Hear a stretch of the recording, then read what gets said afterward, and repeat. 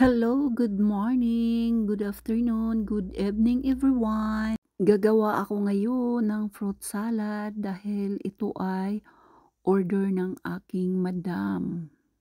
Ito pala yung mga sangkap na ginamit ko, mga Fista ang ginamit ko, hindi po 2 days. Dahil pabilisan lang ito.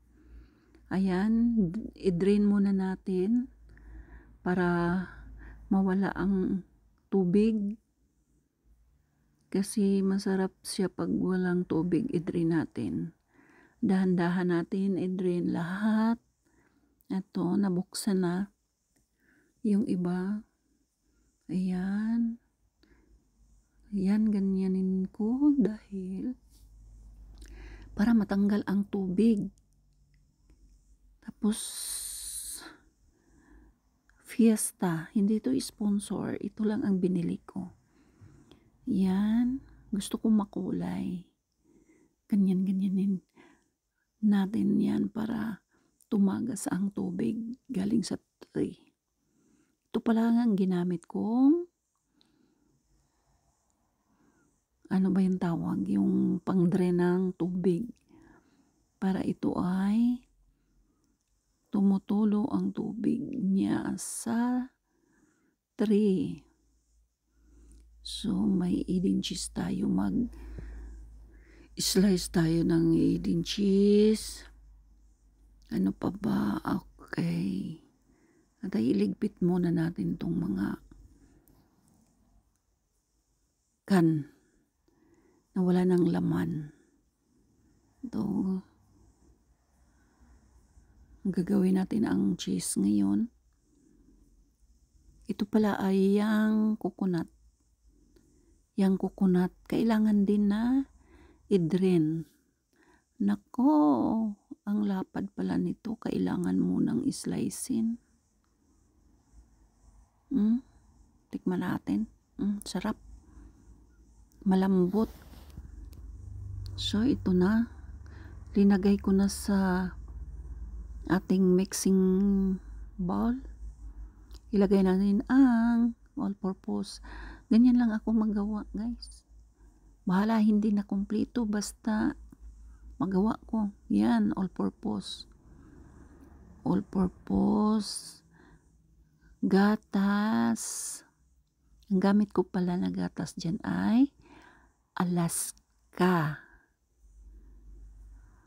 Alaska baka naman.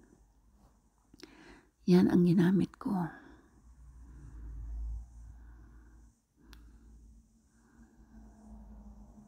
At sayang, kukunin natin dyan sa pinaka loob yung dumikit na gatas, kasayang. Ito pala ang yang coconut. Yang coconut, yung malambot lang. Ilagay natin yan. Masarap yan, malambot. Pagkatapos niyan, tayin lang natin maubos. Kasi sayang naman pag hindi natin kunin lahat. Ayan, wala nang laman. Ang next niyan ay wala nang next. Nalagay ko na pala yung mga kaong. Ligpit muna natin to. So, andito na pala lahat. Hindi ko lang na-videohan kanina. Dito na pala lahat ang mga ingredients. I-mix lang natin, i-mix. Ang cheese din andito na. I-mix natin ang i-mix para maghalo. Ihalo natin para mahalo yung gatas at saka yung all-purpose.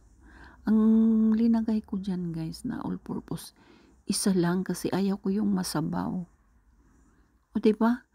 Na-drain ko na pero masabaw pa rin. Tingnan nyo, oh. Masabaw pa rin, guys. Kaya isang ano lang, isang all-purpose lang ang linagay ko dyan.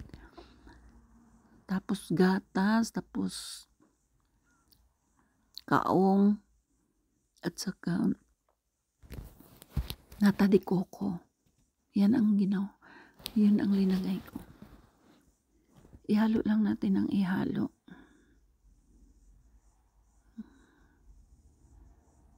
Mabilis lang gawin 'to.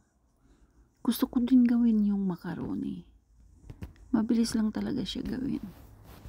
Pagkatapos nito ay ilagay na natin sa lagayan dahil ihahatid na natin sa aking madam doon sa Onehonga, Auckland, New Zealand. Ayan. Mix lang natin. Yung green na kaong, yung green, matigas siya, may katigasan. Dapat nataliko ko na lang lahat ang binili ko. Kasi ang kaong ay matigas. Ayan, nagmix na. Parang masarap na tikman. Pero alam nyo guys, hindi ako mahilig sa matamis. Gumagawa lang ako ng ganito. Dahil order, ibibigay ko doon kay madam. Pero pag ako, hindi ako kumakain.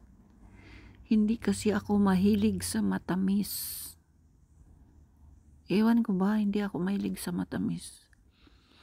Dati, nung bata pa ako, nasa Pilipinas ako, mahilig ako sa matamis nung bata pa ako. Pero nagsasawa din ako. Ngayon, hindi na. Ito na, natapos na natin. Final na natin to na mix. Tapos, thank you for watching guys. Thank you everyone. Please like and subscribe my YouTube channel.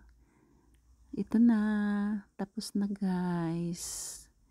Thank you for watching. God bless everyone. At saka ito, may pahalo-halo tayo. Dahil nag-crave din tayo ng halo-halo. Na-order ko lang to.